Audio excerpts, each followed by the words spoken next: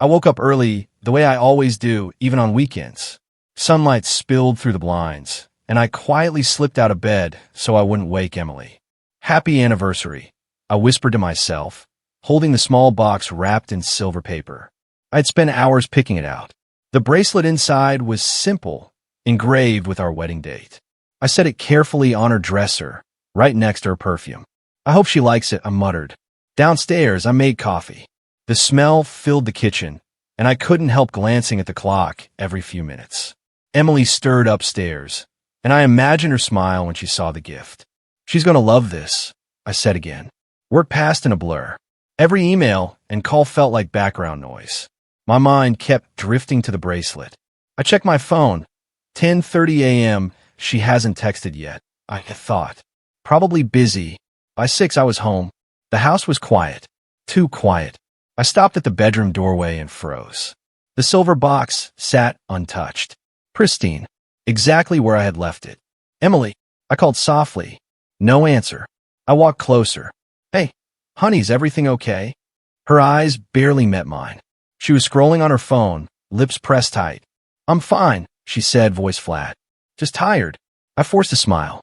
I left something for you, I said, motioning toward the dresser. Her eyes flicked for a second, then back to the screen. Thanks, she said without moving. You'll look at it later? My voice trembled a little. She shrugged. Maybe. Dinner was quiet. I tried to start a conversation. How was your day? Same as usual, she muttered, poking at her salad. I swallowed the lump in my throat. Did anything interesting happen at work? She glanced up, a flash of annoyance crossing her face. No, nothing. I sat back, trying to mask my unease. The uneasiness settled deep in my chest, cold and heavy. Something was off. Her phone buzzed on the counter. She grabbed it fast, tucking it behind her back. Emily, I said, voice low. Who was that? She forced a laugh. Just a message from Lily. Nothing important. I nodded slowly, but my mind raced. Why had a text from me? Do you want to talk about something? I asked, trying to keep calm. No, I just want to eat in peace, she replied, sharper than intended. I kept quiet, swallowing my frustration. Right, peace. After dinner, I lingered in the kitchen, pretending to clean up. I kept glancing at the bedroom. That silver box, untouched. I want to touch it, hold it, hope it wasn't a sign. I wanted to make today special, I said softly when she passed by. She paused, sighing. I know, Noah. I appreciate it. But you haven't opened it. I said I appreciate it. Can we drop it? Her words were clipped. I nodded, looking down at my hands. The room felt smaller, colder. A dull ache gnawed at me. Maybe she's just tired. Maybe she didn't notice. But deep down, I knew something was wrong. Something I couldn't name yet. That night, I lay in bed, staring at the ceiling, listening to her breathing. Her side of the bed was warm and empty, untouched by the gift I had wrapped with love. And for the first time in years, I felt a flicker of doubt. She didn't open it. Why not? I couldn't stop thinking about Emily all morning. My stomach twisted as I sipped coffee at my desk. Why didn't she open the bracelet? Why did she brush me off? The questions gnawed at me. On a sudden impulse, I grabbed a small bouquet of her favorite flowers and a latte from the cafe downstairs. I told myself, I'll surprise her. Maybe I'll make her day better. When I stepped in her office, the place smelled faintly of coffee and paper. I cleared my throat. Emily, Lily, her coworker, popped up from behind a stack of files. Oh, hey, Noah. What are you doing here? I just wanted to see Emily. Thought I'd bring her something. My voice sounded uncertain even to me. Lily's smile faltered a little. She left early today. Something about a special lunch. Special lunch. My heart skipped. Where? She shrugged, eyes darting to the side. I don't know exactly. She didn't say. I thanked her quietly, my hands shaking around the flowers. I didn't wait to hear more. Special lunch? With who? My instinct screamed. I walked toward the nearby street where she liked to eat. Every step felt heavier than the last. When I reached the restaurant, my stomach lurched. I saw her through the window. She was sitting across from Daniel Hart, her boss. She laughed, the way she used to laugh with me, carefree and bright. And then I saw it, a small, perfectly wrapped gift in her hands. She handed it to him with a shy smile, leaning forward slightly as he opened it. My knees went weak. My hands gripped the railing outside the window like I needed support. She's giving him a gift? I whispered to myself, disbelief cracking my voice. The bracelet I gave her sat at home, untouched, while she smiled at another man with my present in her hands. My chest tightened, and I felt my face burn. Why him? Why now? I wanted to storm inside, demand answers, yell. But I froze, watching them. Emily's laughter filled the small restaurant, bright and easy. Daniel's grin mirrored hers. The way he looked at her made my stomach churn. She looks happy, I said softly, more to myself than anyone else. I didn't move for a few minutes. I wanted to be invisible, to disappear, to melt into the street and forget everything. Then I remembered the latte in my hand. I sat on a ledge and clenched my fists. A waiter passed by, and I muttered, I'll be back. Back in my car, I gripped the steering wheel. My thoughts collided. I gave her a gift. I planned a perfect surprise. And she's giving one to him? I replayed it over and over.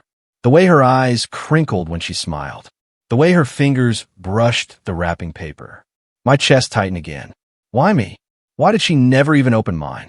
I tried calling her. Went straight to voicemail. Great. I sent a text, short and careful. Hey, I just wanted to see you. Everything okay? No reply. I parked for a while, staring at the empty street. The scene replayed in my head. Emily's smile, the gift, Daniel's reaction. It all felt like a punch to the gut. I felt the first real sting of betrayal. Finally, I whispered to myself, low and harsh, I saw you. I saw everything. I didn't know what to do next. I wanted to confront her, to demand answers, but fear held me back. I drove home slowly, gripping the steering wheel, replaying the image of her handing that gift over, my stomach twisting with every turn. By the time I reached our street, I felt hollow. Empty. The bracelet I gave her, still sitting on her dresser, seemed to mock me. I didn't speak to anyone that evening. I didn't even move from the car for a few minutes. I just sat there, staring, thinking, wondering how someone could seem so close one moment and so far the next. And in that silence, I whispered again, bitter and quiet, why him? I waited until Emily got home. I tried to act normal, but my hands kept trembling. The bracelet sat on the dresser, unopened, glowing faintly under the lamp. I swallowed hard. Emily, can we talk? I asked quietly. She didn't look up from her phone. About what? I forced myself to stay calm. About today. The lunch. I saw you with Daniel. She looked up slowly, eyes narrowing. What are you talking about? I saw you. I saw you give him a gift. Her lips pressed tight. It wasn't just him. It was a team thing. We all exchanged small gifts. You're overreacting. I felt my stomach twist. A team thing? Really? You were leaning forward, smiling at him. You were laughing with him, Emily. She sighed, standing and pacing. Noah, you're imagining things. You always do this, reading too much into everything. I stepped closer. I'm not imagining it. I saw it. I saw everything. And the bracelet I gave you? Still unopened. Why? Her eyes flicked toward the bedroom for a split second. I said it's not a big deal. I'm tired, okay? Can we just drop it? I shook my head, voice rising slightly. Not a big deal? Emily, I gave you something special. Something meaningful. And you handed another gift to him like it meant something. She stopped pacing, hands on her hips. Noah, stop. You're being too emotional. I don't have time for this drama. You're acting crazy. My throat tightened. Too emotional? Emily, I trusted you. I thought we had something real. And now I'm supposed to just ignore it. You're twisting everything. You always do that. You can't just take it at face value, can you? I took a deep breath, trying to steady myself. So, you're lying to me. That's it. You're lying. She rolled her eyes. Noah, I said it was a group thing. You're imagining betrayal where there is none. Seriously, you need to calm down. I felt my hands shake. Calm down? I saw it. I felt it. Why do you keep denying it? Her phone buzzed. She glanced at it and hid it quickly behind her back. It's nothing. Go get some sleep. I stared at her, disbelief burning in my chest. Nothing? Emily, I feel like I don't even know you anymore. She shrugged. Maybe that's the problem, Noah. You overthink everything. You always do. I sank onto the couch, the weight of everything pressing down on me. Overthink? You were with him. I saw you, and now I'm supposed to feel okay. She tossed her keys onto the table. I don't have the energy for this tonight. You're imagining things. Just go to bed. I didn't move. I couldn't. My mind was racing. And then my phone buzzed. A message from Jason. I opened it. Noah, I saw Emily and Daniel together last weekend too. Just so you know. My chest tightened. My fingers trembled as I typed back. What do you mean? Saw them leaving that cafe downtown. Look close. I didn't want to tell you, but now it fits what you said today. I stared at the screen, disbelief mixing with anger and pain. Everything felt like it was falling apart. My marriage, my trust, my life. It all felt like it was slipping through my hands. I turned toward Emily. Why didn't you tell me about this? Why lie? She just looked at me, blinking slowly. I told you it wasn't like that. You're imagining everything. You always make things bigger than they are. I shook my head, chest tight. No, Emily. You lied. You lied and laughed with him. You left my gift untouched. And now, I don't even know what's real. Her expression softened slightly, but only for a moment. Noah, I'm tired. Can we just not do this tonight? I realized I couldn't sleep in our bed tonight. I grabbed a blanket from the closet and dragged it onto the couch. I didn't speak. I didn't want to. My thoughts were a storm, spinning around her lies, her denial, and Jason's message. I lay there, staring at the ceiling, trying to make sense of it all. Every laugh, every smile she had today, every word she said, it felt like knives twisting in my chest. And as I curled up on the couch, I whispered to myself, voice hollow and shaking, everything's changing, and I can't stop it. I didn't sleep much. My mind kept spinning, replaying Emily's laughter with Daniel, her lies, Jason's message. I finally called Jason. Noah, you sound tense, he said. I can't stop thinking about her. About today. About the bracelet, I admitted. Sit down somewhere. Tell me everything, Jason said. I told him. Every detail, the lunch, the gift, her lies, the way she brushed me off. My voice shook, and I could feel my chest tightening with every word. Man, she's doing this to you right in front of your eyes, Jason said, voice low. You're not imagining it. You saw it. Trust your gut. I don't know what to do, I admitted. I want to confront her, but I don't even know if I should. You have to face it. You can't let this fester. If she's lying, you need to know how deep it goes. Later that evening, I went to our bedroom. Emily had left her tablet on the bed, unlocked. Something inside me, curiosity, fear, pushed me to check it. Messages from Daniel. Not inappropriate. Not yet. But intimate. Late-night jokes, emojis she never used with me. She was sharing thoughts with him she hadn't shared with me in years. Emily, I whispered, voice cracking. My hand shook as I scrolled. Every message was a punch. Every emoji, every laugh felt like betrayal. I closed my eyes, pressed the tablet against my chest. I heard the door creak. Emily appeared in the doorway. Noah, what are you doing? I swallowed. I saw the messages. I couldn't. I needed to know. She frowned. You're going through my stuff? Noah, that's not okay. They're not just messages, Emily. You're being distant. You're hiding things. And I can't ignore it anymore. Her eyes narrowed. I told you, Noah, you're smothering me. Can you just give me space? Smothering, I asked, disbelief rising. I see everything unraveling in front of me. And you call me smothering? Yes, exactly that. Stop watching me, Noah. Stop questioning everything I do. My chest tightened. I wanted to scream, to shake her. Instead, I sank onto the bed, gripping the tablet. I don't know what's real anymore. I don't know who you are. She sighed, crossing her arms. Maybe that's the problem. You're not seeing me as I am, Noah. You're stuck in your jealousy. I wanted to argue, but my voice faltered. I just needed honesty. Is that too much? She looked away, quiet. I can't do this right now. I need air. I exhaled slowly, feeling a hollow ache. So, you're leaving? She nodded, soft but firm. Yes, I need a break from this. And she left, slamming the door softly behind her. I sat there, staring at the closed door. My chest felt tight, my hands cold. Loneliness pressed down, heavier than ever. The next day at work, I wandered to the break room. Maya, a coworker who always seemed to understand without judgment, noticed me.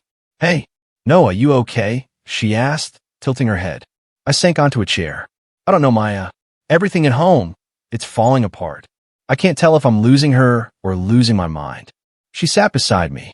Look, Noah, you deserve honesty. You deserve someone who gives you the truth, not half-lies or secrets. Don't let this crush you from the inside. Her words pierced me, but they also gave me clarity. I think I need to confront her one more time. Then, I need space. For me. That's fair, she said gently. You can't fix her, but you can protect yourself. That night, I waited for Emily. When she returned, I spoke quietly, almost trembling. Emily, I need space. Time to think. Time for me. She paused, looking at me, but didn't argue. Didn't protest. She simply nodded quiet. If that's what you need, Noah, okay. I watched her leave the bedroom. No anger, no apology, just a quiet exit. The bracelet I gave her still sat untouched, glinting faintly under the lamp. I lay back, feeling the weight of reality press on me. This wasn't over, not by far. But for the first time, I felt a tiny flicker of control. I wasn't letting everything crush me anymore. And as the night settled, I whispered to myself, voice low and firm, I deserve the truth. And I'm done hiding from it. The next few days felt strange. Emily barely spoke to me. She moved through the house like a ghost, distant, distracted. I stopped trying to chase her. Jason, I can't stop thinking about her, I admitted while we lifted weights at the gym. You're focusing too much on her, Jason said, wiping sweat from his forehead. Focus on yourself for a while. Stop letting her control your mind. I know, I muttered, but it's hard. Later that afternoon, I went for a run outside. The cold wind hit my face, and I tried to push thoughts of Emily away. Still, I kept replaying the gift, her laughter, the way she hid her phone. That evening, I met Maya for coffee. She listened as always. Noah, you can't fix her. You can only control what you do. Don't let her chaos infect your peace. I don't know if I should stay or leave, I confessed, running a hand through my hair. Maya leaned forward. Then make a choice for yourself. Not for her. Not for Daniel. For you. I nodded slowly. Her words sank in. The next day, I heard from a coworker in passing. Hey, did you hear about Daniel? What about him? I asked, trying to stay calm. He got reprimanded. HR says he's been too close with employees. Some rumors about favoritism and inappropriate behavior. I swallowed, heart thudding. Really? Yeah. Emily's been acting weird too. People are talking. I went home, noticing Emily pacing the living room. She slammed the door behind her. Noah, can we talk? I stayed seated, calm. Sure. What's on your mind? Her face flickered with frustration. I don't know.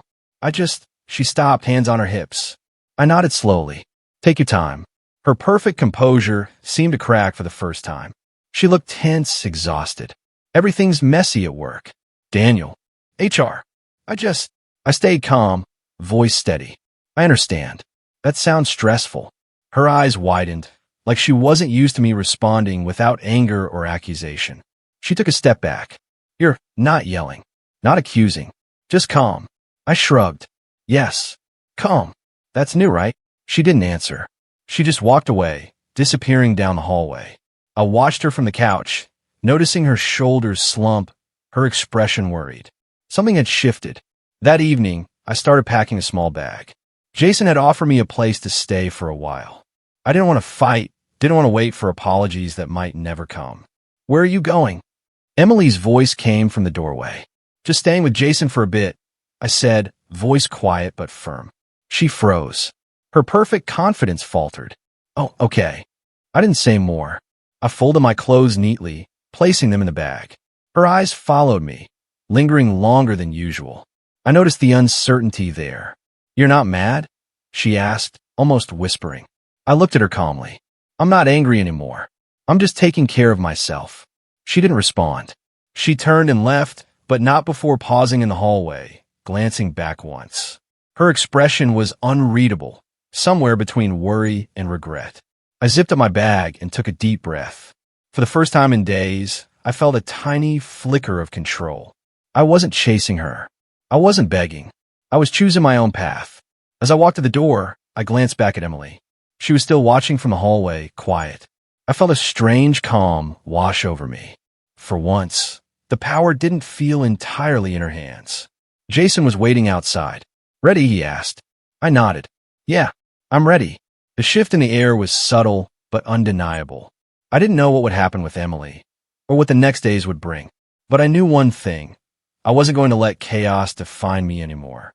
As we drove off, I whispered to myself, voice firm, "It's not revenge yet." But karma, it started to whisper. It was late when I heard the knock. I opened the door to find Emily standing there, her face streaked with tears, eyes red and puffy. "Noah, she began, voice trembling. "Emily, what are you doing here?" I asked, staying calm. She stepped inside, slumping onto the couch. "Daniel, he's been moved to another branch, and everyone's talking. Rumors are spreading. Noah, my reputation." Her voice cracked, and she buried her face in her hands. I stayed silent, letting her words sink in. She tried again, lifting her face. "I'm so sorry. I shouldn't have." "You shouldn't have what?" I asked, voice quiet but sharp. "Cheated?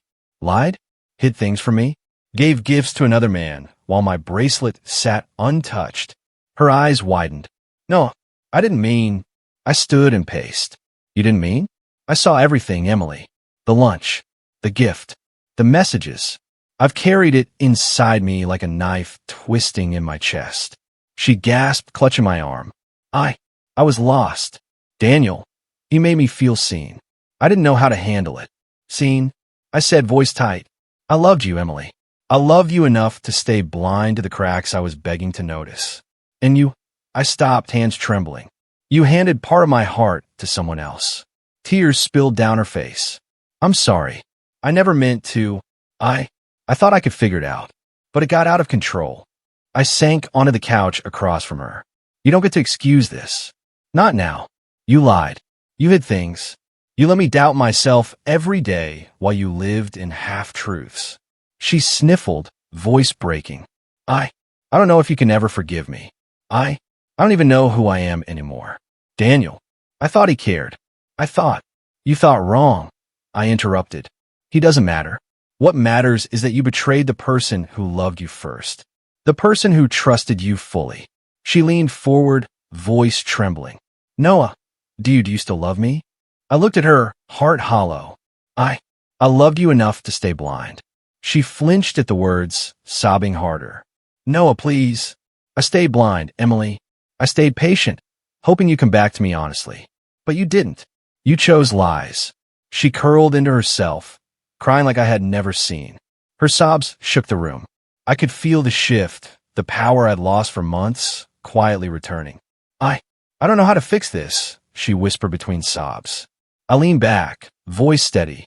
"Some things can't be fixed. Some things break so completely, all you can do is let them collapse." She looked up at me, tear-streaked, desperate. "Noah, I made a mistake. I see that now. Can we?" I shook my head slowly. "No, not like this. Not after everything. I can't go back to what we had. I can't pretend I didn't see the truth." Her hands fell limply to her sides. "Then what do I do?" "You reflect. You own your mistakes. You stop blaming me for not supporting you when you weren't honest with me. And you learn from this," I said, voice firm. She nodded slowly, still crying. I was blind too. I needed someone to see me. And you were seen by the wrong person. That's on you, Emily, not me." She broke down completely then, shaking and sobbing. And for the first time, I felt the power shift fully. I wasn't desperate, pleading, or confused anymore. I was calm. I had clarity. I leaned back, watching her. My heart ached, yes, but it was no longer hollow. It was full of truth, the painful, unflinching truth she had forced me to confront. I whispered softly, more to myself than to her, "I loved you enough to stay blind.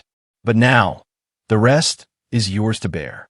She made no sound after that, only cried, fully alone in the weight of her mistakes. And for the first time in months, I felt alive in my own skin, untangled from her lies, ready to reclaim the part of me I had almost lost. I walked into the bedroom alone.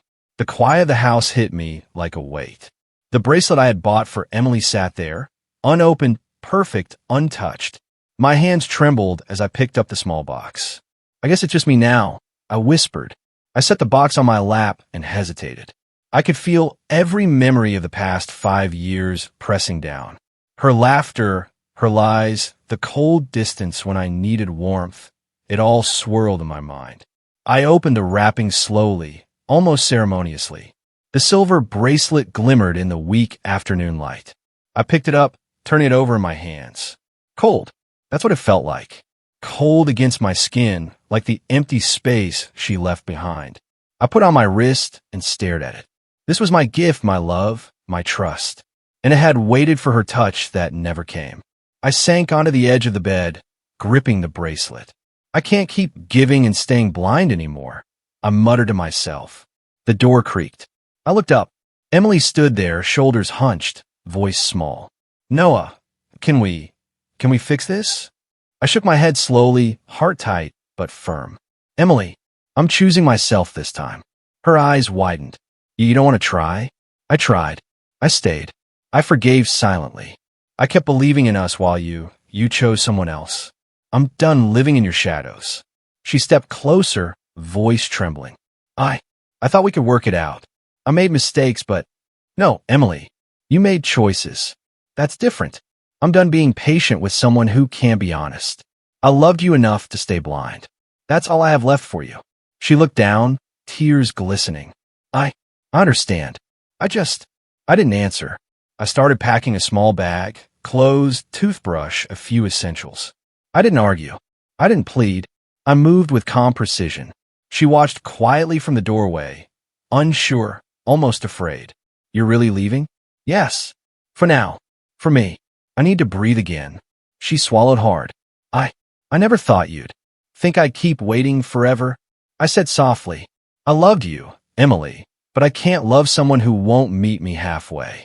I'm done pretending. Her lips trembled. She didn't speak anymore. I zipped my bag, shoulders square, hands steady.